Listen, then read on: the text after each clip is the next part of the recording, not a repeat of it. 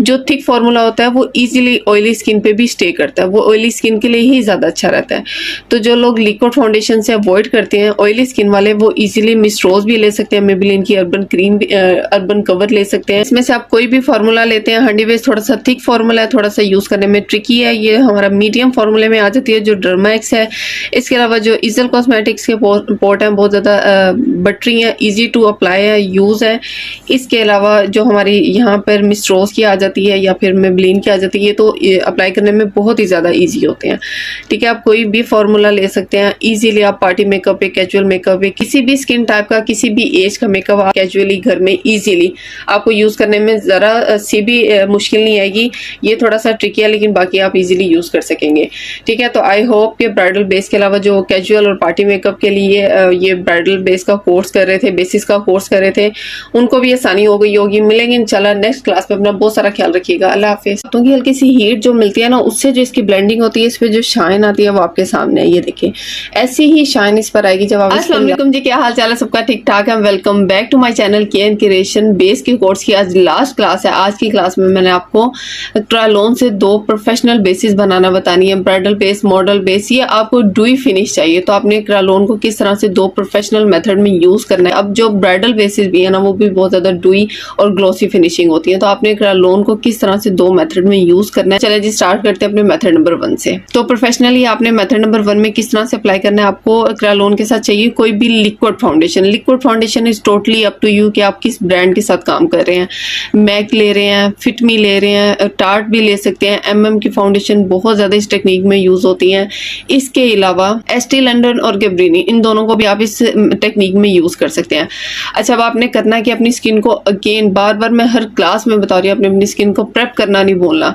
फिर आपको क्रायोलन से भी वो रिजल्ट नहीं मिलते जिस तरह का ये फार्मूला होता है। ये बहुत हाई क्लास फार्मूला होता है, आप वो भी खराब कर लेते हैं अगर आप अपनी स्किन की अच्छी प्रिपरेशन नहीं करते। आपने इसको अप्लाई करना है। अच्छा, मैंने ज़्यादातर देखा है कि लोग इसको अप्लाई करके ब्लेंड नहीं करते, इस पर डायरेक्ट लिक्विड फाउंडेशन लगा देते हैं, जबकि जो हमारा स्टिक फार्मूला होता है ना, ये थोड़ा सा प्रेशर से ब्लेंड होता है। अगर आप इसकी लाइनिंग खत्म किए बगैर इस पर लिक्विड अप्लाई करते हैं ना, तो जो हमारा लिक्विड होता है ना, वो बहुत कम प्रेशर से ब्लेंड होता है। दोनों का प्रेशर थोड़ा सा चेंज होता है। आप एक बार इसकी हल्की सी, ऐसा नहीं कि आप इसको टोटली ब्लेंड करते हैं, इसकी हल्की सी लाइनिंग खत्म कर लिया करें फिंगर से ही, स्पंज से नहीं, ब्यूटी ब्लेंडर से नहीं। आपने इसकी फिंगर से हल्की सी लाइनिंग खत्म करनी है, उसके बाद आपने लिक्विड अप्लाई करना है अगर आपको इसकी बहुत ज़्यादा अच्छी फिनिशिंग चाहिए। ठीक है, क्रायोलन लगा ली, लगाने के बाद आपने कोई भी लिक्विड फाउंडेशन जो आपके बजट में आती है, ठीक है, मिस रोज को आपने इस फार्मूले में यूज़ नहीं करना, वो ऑक्सीडाइज होकर आपकी स्टिक जो फाउंडेशन है उसका कलर भी खराब करेगी। मैं आपको इसका फिटमी के साथ करके दिखा देती हूँ क्योंकि बहुत अफोर्डेबल है, बहुत सारे लोग यूज़ करते हैं। फिटमी इजीली ब्लेंड कर लेते हैं, इजीली अप्लाई कर लेते हैं। हम इसी को अप्लाई करते हैं। आपने अपनी स्टिक के ऊपर अपनी लिक्विड फाउंडेशन लेनी है, बहुत ज़्यादा नहीं लेनी, बहुत कम नहीं, जितनी आपके फुल फेस कवर कर ले। ठीक है, आपने लेने के बाद इसको स्टिक के साथ अच्छे से ब्लेंड करना है। टेक्निक को आपने एक बार फिंगर से सेट करना है, उसके बाद स्पंज लगाना। आपने डायरेक्ट स्पंज नहीं लगाना। जैसे ही आपने इस पर डायरेक्ट स्पंज लगाना है, आधी से ज्यादा फाउंडेशन आपके स्पंज ने पकड़ लेनी है। हाथों के हल्के से वार्म प्रेशर से, जब हम हाथों की हल्की सी हीट जो मिलती है ना, उससे जो इसकी ब्लेंडिंग होती है, इस पर जो शाइन आती है वो आपके सामने है। ये देखिए, ऐसी ही शाइन इस पर आएगी जब आप इस पर लास्ट में लूज पाउडर या कम्पैक्ट पाउडर से इसको बेक करेंगे। आप नो इसकी शाइनिंग आपके सामने है। इसी तरह से बहुत ड्यूई फिनिश आती है, मॉडल बेस की तरह रेडी होती है। हल्का हल्का सा आपने बस स्पंज से इसको हल्का हल्का सा, बहुत ज्यादा नहीं, सेट करना है। ये करने के बाद आपने इसको किसी भी अच्छे लूज पाउडर, कम्पैक्ट पाउडर, किसी भी अच्छी क्वालिटी के आपने पाउडर से इसको बेक कर देना। बेक करते हुए अगेन आपने ड्राई बिल्कुल नहीं लेना, वेट आपका होना चाहिए जिससे आप बेस बना रहे हैं, उसी से आपने इसको बेक करना है। ठीक है, बेस लॉक करने के बाद उसकी फिनिशिंग, उसकी शाइन आपके सामने। चले जी चलते हैं अपने मेथड नंबर 2 की तरफ।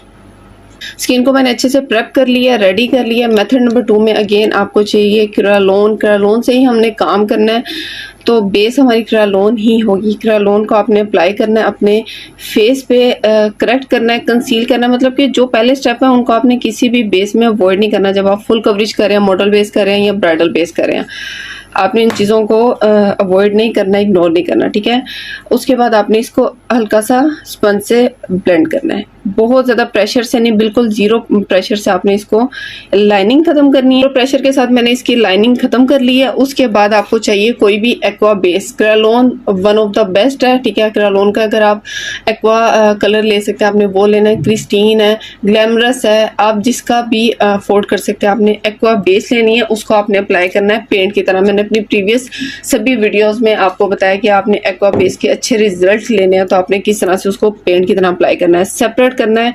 उसके बाद आपने उसका पेंट बनाना है और फिर अप्लाई करना है, ठीक है। यहाँ पे मैं जस्ट आपको टेक्निक बता रही हूँ कि आपको ड्यूई फिनिश चाहिए मॉडल या ब्राइडल की, तो आपने प्रोफेशनली क्रेयोन को किस तरह से यूज़ करना है। तो मेथड नंबर 2 में हम लगाएंगे क्रेयोन के ऊपर डायरेक्ट एक्वा बेस पेंट की तरह। ये देखिए, इससे जो फिनिशिंग आती है डुई, इससे जो लास्टिंग बढ़ती है, इससे जो कवरेज बनती है वो भी बहुत आउट क्लास, बहुत ही हाई क्लास की होती है। बड़े बड़े मेकअप आर्टिस्ट ज़्यादातर क्रेयोन को अपने सैलून्स पे हाई लेवल पे बिल्कुल इन्हीं 2 मेथड से यूज़ करते हैं। तो आपको उसी तरह की फिनिशिंग, उसी तरह का काम चाहिए तो आप इनमें से जो भी आपको टेक्निक, जो भी मेथड सबसे ज़्यादा पसंद आए आप उसको यूज़ कर सकते हैं, उसको अप्लाई कर सकते हैं अपने क्लाइंट्स पे। अच्छा, आपने एक्वा बेस अप्लाई की है, उसको बिल्कुल ड्राई और बिल्कुल गीली नहीं रखनी, दरमियानी कंडीशन में जैसे ही आ जाएगी आपने उसको अपनी स्टिक के साथ स्टक कर देना है, सेट कर देना है, ठीक है।